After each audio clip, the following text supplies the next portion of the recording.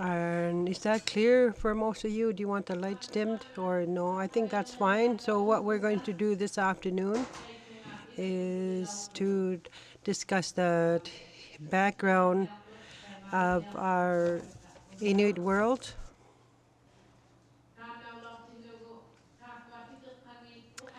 After the presentation, I'm just going to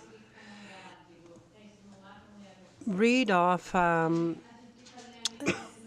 this background and also think about it as a discussion, and it'll give us food for thought. And what we're going to do is look at this, and I'm going to look at it in terms of this presentation. My co-facilitator,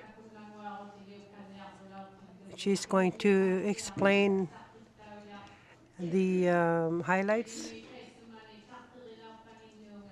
And we brought up the idea, or somebody mentioned about the monthly calendar of Inuit.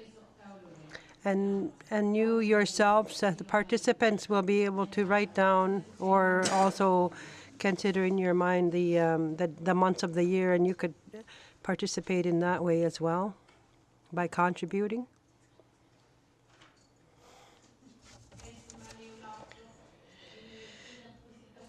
The culture of Inuit.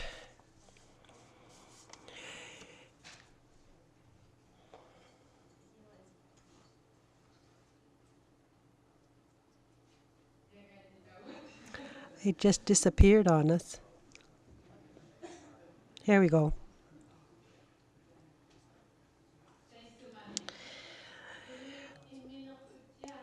Inuit were basically rooted in self-sufficiency. They were able to live off the land and work well with one another.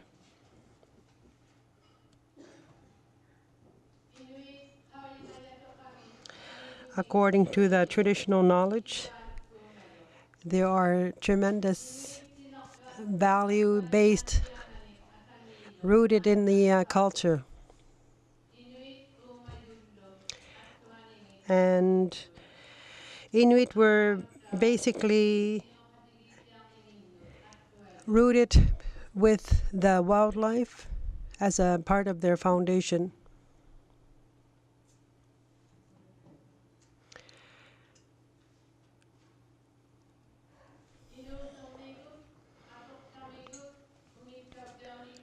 Inuit had knowledge individually through storytelling, and by being able to bring that oral knowledge passing on to through the generations.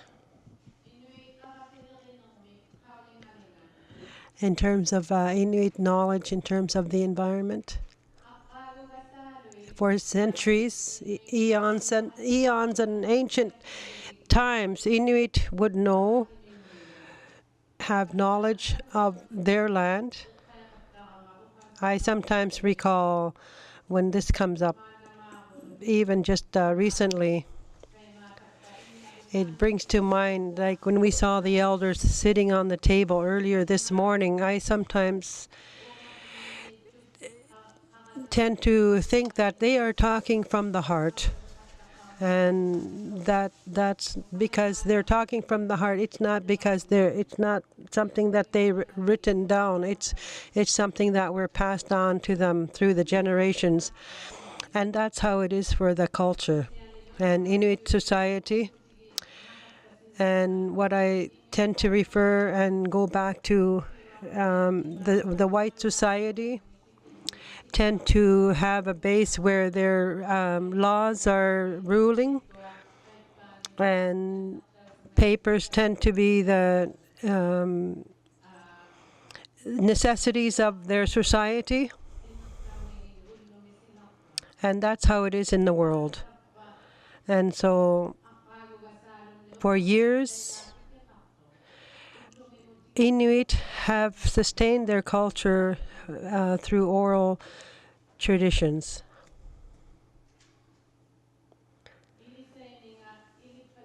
How Inuit taught one another and how they taught their families. Inuit would teach through observation.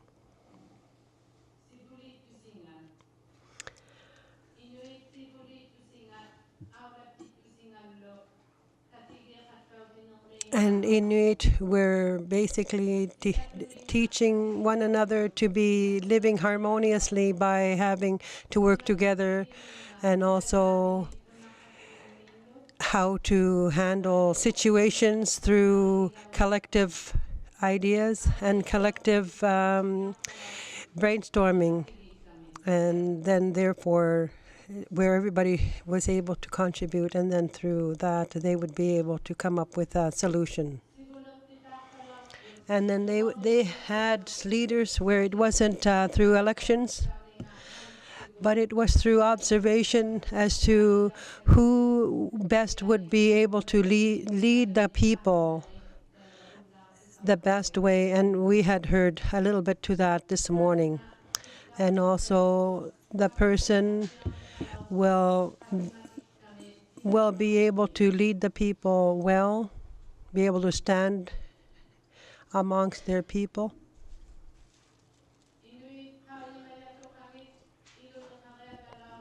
And Inuit traditional values are well rooted in harmonious living.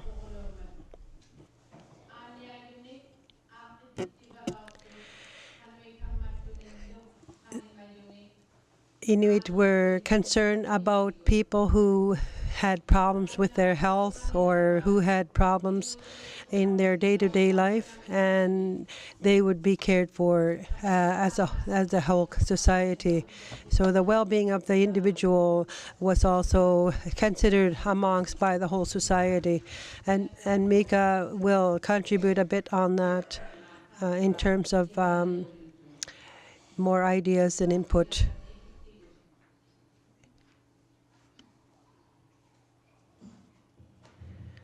So she's going to turn the mic on.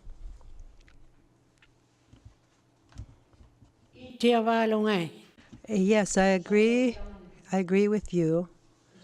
And to hear that, it's something we don't hear often. It's something that almost got forgotten. It's almost like an old clothing that just started to get buried in the ground. That's how our culture was at one time, where we could say it was almost lost. However, our culture can be improved, and there can be improvisations made to continue to have strength in our culture and identity and our values. And our strength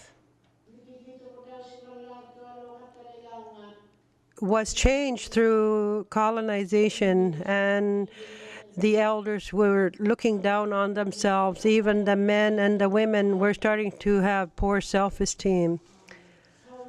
And even though they knew a lot in terms of traditions and culture values that were passed on down to them through the years, and I could see that there were changes that were being made by our people.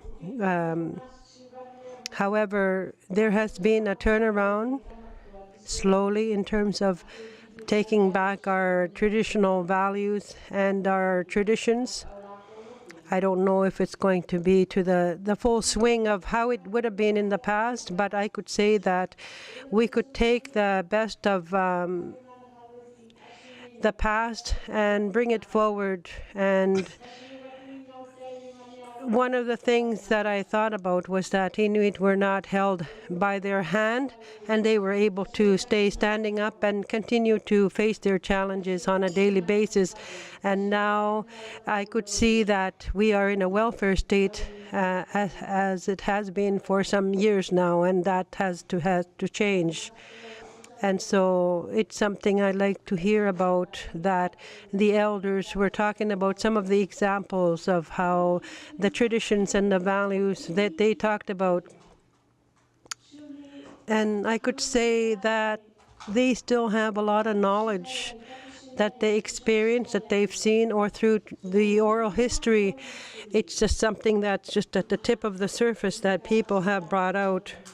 But I'm sure through research that we can dig some more into the culture as to take what we can and move forward with those ideas that had been around for centuries. And so I think we can take this and learn.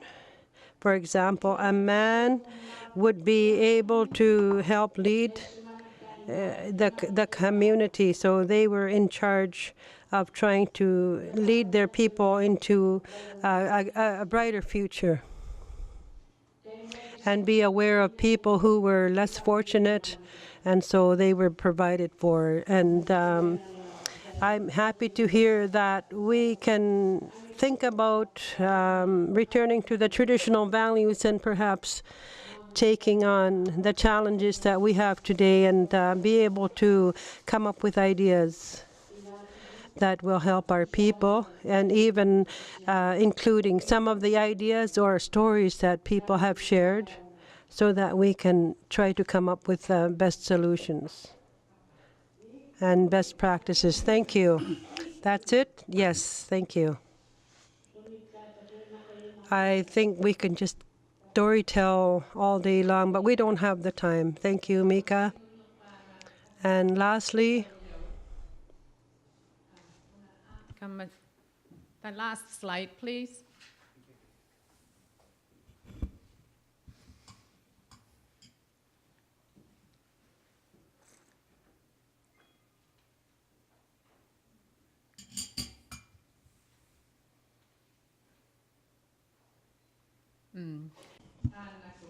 and this is the last slide. These are the months of the Inuit calendar. And so I tried to be as complete as possible. It's based on Igloolik people. And I realized that depending on where you are geographically, the calendars might be a little bit different, and accordingly to where the people live. I will use this dialect, and this is open to revisions from anybody that would like to contribute. First of all, from the top, I'm going to say Ukiuk Tauvitjuak. Tauvitjuak is on the top. This Tauvitjuak is referring to the dark times of the year. Ukiuk Sikhinarut. This is where the sun starts to go above the horizon. Kangatasat. It's still within the winter months, but it also is where the sun is rising even further up the horizon. Abunit.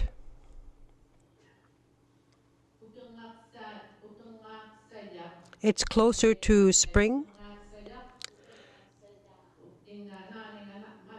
She's trying to read the Upingaksaya. Abunit is closer to spring. And you know, Abunit is like when the pups are being born. So you know that time of the year where the first group of pups are being born. That's when the Abunit is referred to. Natiat. It's still like early spring.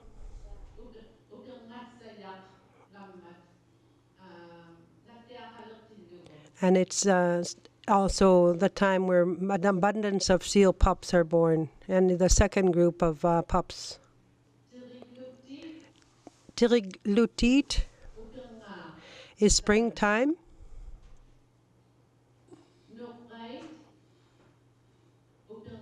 Where the offsprings are born. For example, the caribou are having offspring, so their fawns are being born at the time. So Tiriglutit is that time of the year. And another one is Manit. That's where the wildlife has eggs on the land. Saggarut. So Saggarut is summer. That's where the caribou skins are starting to shed their winter coat. And so they have thin coats. And now Akudlerut is the middle of summer. That's where also a change start to happen for the caribou. Their furs start to get thicker. Amirayaut is another time of the year during the fall. That's where you notice the caribou antlers. There's antlers.